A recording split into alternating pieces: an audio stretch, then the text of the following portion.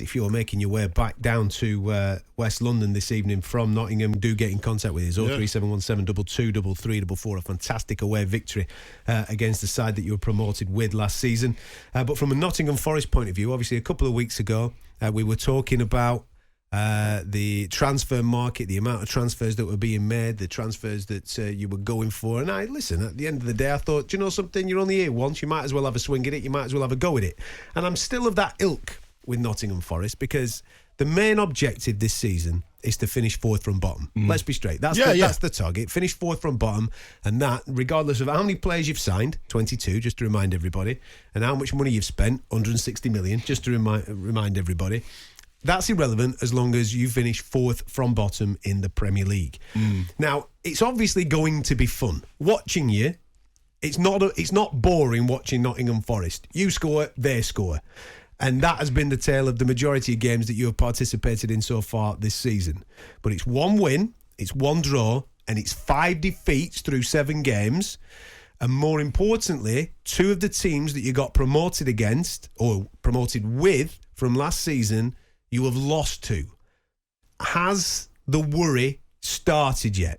Or is it a case of, listen, let's just keep enjoying the ride, keep enjoying what we're doing right at the moment, and hope that it does come good? Or has the worry already kicked in for you? 03717 22 344.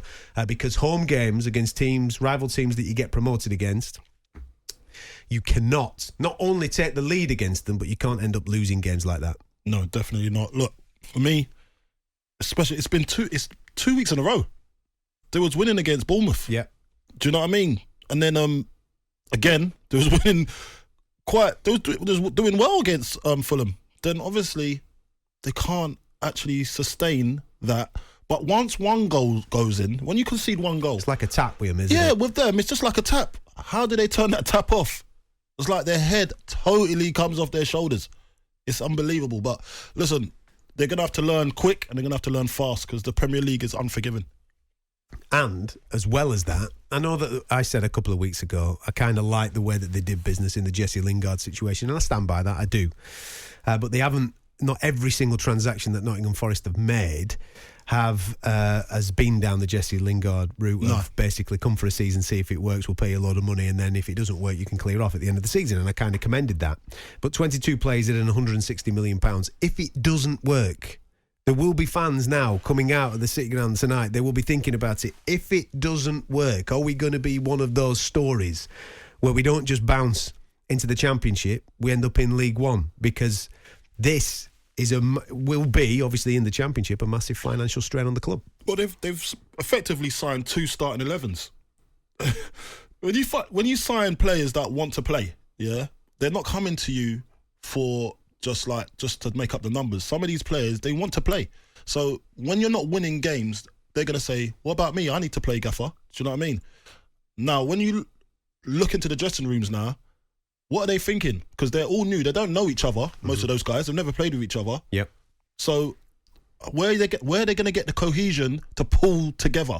Do you know what I mean? So they don't know each other. These are total strangers in one changing room, and and when the going gets tough, no one knows who they can rely on, because no one knows their real character yet. So it's going to be very interesting. In total contrast of that match, of course, we're going to be harsh on Nottingham Forest because you were the home team against a rival promoted club and ended up losing the game. But from a Fulham point of view, I mean, the first game of the season that I watched Fulham, I said if they keep playing like that throughout the course of the season, they are going to be more than fine. They've obviously got a talisman up front that can do a bit. Funnily enough, he didn't score this evening. Didn't need to score this evening. His presence is enough on the pitch. They've also, it seems, got a manager, and okay, he might have had a bit of a harsh ride when he was at Everton and maybe some other clubs as well. But he's obviously done something at half-time there. He's obviously got into him because they've gone in 1-0 down. They've got into him, and within the first 15 minutes of the second half getting underway, they're 3-1 up. But that's what I'm trying to say. Like, what was said in the Nottingham Forest changing room? We know what's been said in the Fulham changing room, because saying this is not good enough. We've got to get the first goal. Once we get the first goal, we saw what happened the last game. You know what I mean? They crumble. They crumble. We know that was probably down the lines of what they were saying. But when you're at home and you're the home team and you're leading and you're going in at 1-0, what's the gaffer saying to you? he's got to say, you got to stay resilient. You got to say all the normal things. Stay resilient. Make sure we don't concede. Stay tight. But then when did he actually say this can't happen again? Do you know what I mean? Because that must be in their heads. What happened the last game? You know, it's I don't know what's going on, and hopefully they sort it out sooner rather than later. Who'd have thought this? Fulham way above West Ham at this stage of the season. Yeah, I just knew you were going to get that little dig in. You got to get him in. Look, I don't mind that. You've got a relegation 6-pointer on Sunday, son. It's a bit too early. Well, I know you started, but it's too early to start talking like that. In all seriousness, I had to shield it off from Martin Keown last night on the TV. Like, I've got you on my left shoulder giving it to me too. But what I'm going to say is the momentum started. They've really started to play well. So now the goals, they've scored 3 goals now. Before, scoring a goal was a problem, but now you can see that West Ham can score goals. So it's going to be an interesting game against Everton. What's realistically the target? I know that fans get giddy. We're 7 games in, 6th currently sat in the Premier League now. Fulham, great start to the season. Guys are scoring goals, coming back from deficits as well, away from home. These are big things to tick off.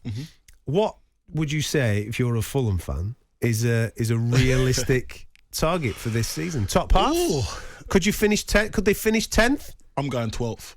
Yeah? 13th, 12th. That's a great season, isn't it? Brilliant. First season in the Premier League for, a couple years, yeah. Definitely, especially the year that they had when they were in the Premier when they got promoted. Absolutely. Do you know what I mean? And now they're winning games in the Premier League. Mitrovic is looking like a threat. And look, they're scoring from all angles of the pitch as well. Different players are scoring. Great goal by Reed today. The way he took that goal was just full of confidence. And just I like seeing football played like that, because when you see that's when you know they're on the up, and they're going to probably stick around 10th to 15th, and that'll be a successful season for them.